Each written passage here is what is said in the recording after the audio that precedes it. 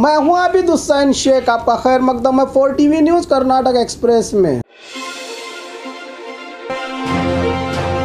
BJP को राम का नाम लेने का अधिकार नहीं, वीएस उग्रप्पा। बीजेपी सरकार में भ्रष्टाचार की गंगा बह रही है। पूर्व सांसद वीएस उग्रप्पा ने कहा कि जो लोग अपनी पत्नी की देखभाल नहीं कर सकते उनको श्री राम के बारे में बात नहीं करनी चाहिए। चिकबल्लापुर जिला बुरुडुगुंटे गांव में कांग्रेस कार्यकर्ताओं की बैठक में कहा कि अगर कांग्रेस के किसी भी नेता ने भ्रष्टाचार किया है तो उन्हें खींचकर अंदर डालो, कहते हुए बीजेपी पर इसी मुद्दे को लेकर सवाल उठाया। बीजेपी पार्टी में भ्रष्टाचार का तांडव चल रहा है। 545 पीएसआई पोस्टिंग में भ्रष्टाचार हुआ है, जिसमें एक पीएसआई की भर्ती के लिए 80 लाख रुपए लिए जा रहे हैं, जिसका विरोध करते हुए सरकार पर गंभीर आरोप लगाया। वीएस उग्रप्पा ने कहा कि बीजेपी तो भ्रष्टाचार की गंगा में बह रही है और उस पर राम का नाम जप रही है, ये गलत है।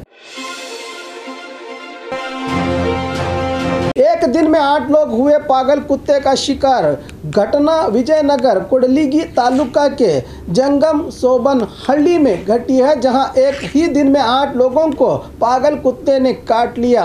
बुधवार रात एक घर के आंगन में सो रहे लोगों पर कुत्ते ने हमला कर दिया और 5 बच्चों समेत 8 लोगों को काट लिया। घायलों को इलाज के लिए सरकारी हॉस्पिटल में भर्ती किया गया है। पागल कुत्ते के हमले के बाद गांव के लोगों की चिंता बढ़ गई है। पागल कुत्ते ने पहले भी कई जानवरों पर हमला किया था, उसे तुरंत पकड़ने की अपील की है गांव के लोगों ने।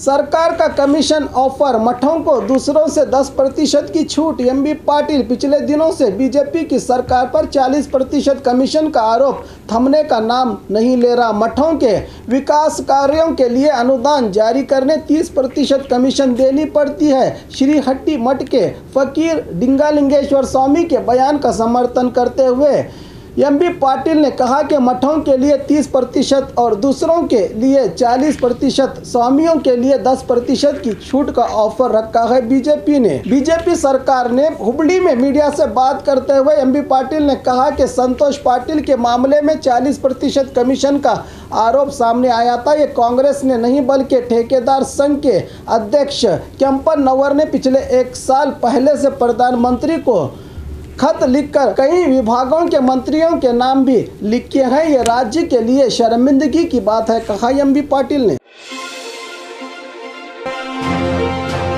शिमोगा एयरपोर्ट को बीएस येडियुरप्पा का नाम रखने का ऐलान, लंबे वक्त का इंतजार। येडियुरप्पा का ड्रीम प्रोजेक्ट शिमोगा एयरपोर्ट को येडियुरप्पा का नाम रखने का ऐलान राज्य के सीएम बोम्मई ने किया। शिमोगा के सोगाने में निर्माण के करीब रहे एयरपोर्ट को पहुंचे सीएम ने मीडिया से बात करते हुए कहा कि एयरपोर्ट के नामकरण को लेकर राज्य की कैबिनेट में यह फैसला लिया गया है कि केंद्र सरकार के आगे इस प्रस्ताव को भेजा गया है। वहां से ग्रीन सिग्नल के बाद सरकारी आदेश जारी होगा। इस एयरपोर्ट का उद्घाटन दिसंबर में किया जाएगा और बाकी रहे कामगारियों को जल्द पूरा करने के लिए 50 करोड़ का और अधिक अनुदान जारी किया है सरकार ने, कहा सीएम ने।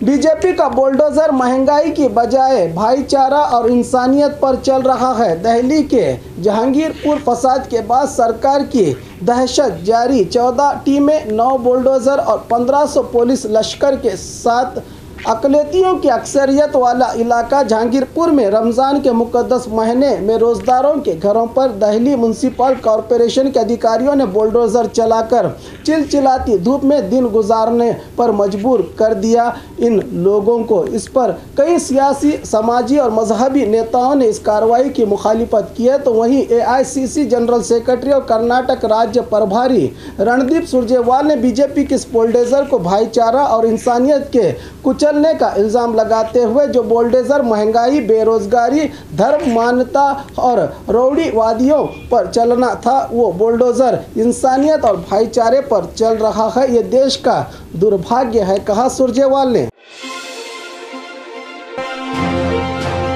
विकास देखना है तो हमको लाओ, केजरीवाल ने लगाई कर्नाटक में आम आदमी की आवाज़। बेंगलुरु के नेशनल कॉलेज मैदान में किसान नेता कोडिहल्ली चंद्रशेखर के नेतृत्व में किसानों और जनता का एक विशाल समावेश का आयोजन किया गया। इस मौके पर आम आदमी पार्टी के मुख्यस्थ दिल्ली के सीएम अरविंद केजरीवाल पहुंचकर राज्य की सियासत में एंट्री होने का पर्दाफाश करते हुए जनता से अपील की कि क्या कर्नाटक में बदलाव देखना चाहते हो, विकास देखना है तो दिल्ली आओ, दिल्ली जैसा विकास चाहते हो तो कर्नाटक में हमें लाओ। दिल्ली के सरकारी स्कूलों का कारनामा इतना है कि सिर्फ 4 लाख बच्चों ने प्राइवेट स्कूल छोड़कर सरकारी स्कूलों में एडमिशन करवाया है। आम आदमी को क्या चाहिए? बच्चों की अच्छी तालीम, मुफ्त बिजली, महंगाई से छुटकारा, ये सब हम देने के लिए तैयार हैं, कहा केजरीवाल ने। इस मंच से केंद्र सरकार पर निशाना साधते हुए कहा कि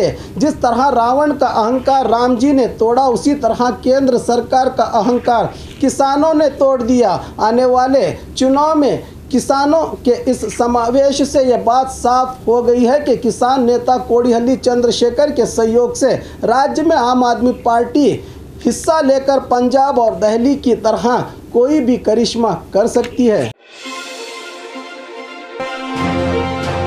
नशीली चीज़ों का व्यापार, नाइजीरिया का व्यक्ति गिरफ्तार। बेंगलुरु की सीसीबी पुलिस ने पुख्ता जानकारी के आधार पर ड्रग्स बेचने के आरोप में एक नाइजीरिया नागरिक को गिरफ्तार किया है। आरोपी की पहचान चीमा अजुको के नाम से हुई है। जांच में पता चला है कि आरोपी ने मुंबई से नशीली गोलियां लाकर उन्हें बेंगलुरु में बेचने का काम किया कर रहा था। आरोपी बानसवाड़ी थाना के दायरे में नशीली गोलियां बेचते समय नार्कोटिक्स विभाग के निगरान टीम ने आरोपी को गिरफ्तार करके 70 लाख कीमत वाले 800 ग्राम नशीली सामान के साथ वेट मशीन और एक मोबाइल फ़ोन बरामद किया है। सीसीबी ने मामला बानसवाड़ी पुलिस थाने में हुआ है दर्ज। राज्य में एक आग लगाता है तो दूसरा पेट्रोल डालता है। कुमारस्वामी दोनों राष्ट्रीय पक्ष बीजेपी और कांग्रेस सभी तरह के विचारों का इस्तेमाल कर रहे हैं और जिस मुद्दे को 5 मिनट में हल किया जा सकता है उसको अलग दिशा देकर खींचा जा रहा है। राज्य में अगर ईश्वरप्पा को गिरफ्तार करने के लिए पूरे सबूत मौजूद हैं तो गिरफ्तार करें। राज्य में विरोध प्रदर्शन करके एक पार्टी ने आग लगा दी जबकि दूसरे ने पेट्रोल डाला। इसके लिए लोगों को होशियार होने की ज़रूरत है। राज्य में चले अजान दंगल के मुद्दे पर सरकार विधानसभा में सभी धार्मिक गुरुओं की बैठक बुलाकर साफ तौर पर संदेश दे। सरकार ऐसे मुद्दों को बढ़ाने न दे जिससे राज्य की शांति बिगड़ जाए, कहा कुमारस्वामी ने।